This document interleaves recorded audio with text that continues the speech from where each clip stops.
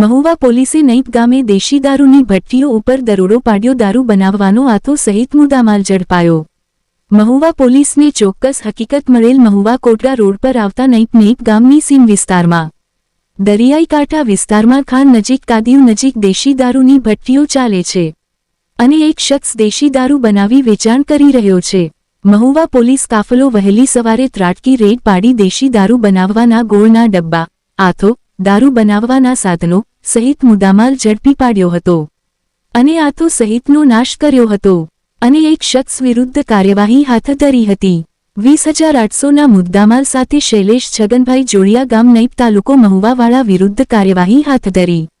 PISS Jhala PSIની સૂચના મુજબ બનેસંગભાઈ મોરી, વિષ્ણુભાઈ મેર, કાળુભાઈ ચોપડા, BB Chauhan, Shankarbhai Makwana, VP Gohil સહિત ટીમ જોડાયેલ. રિપોર્ટ કમલેશ ઢાપા.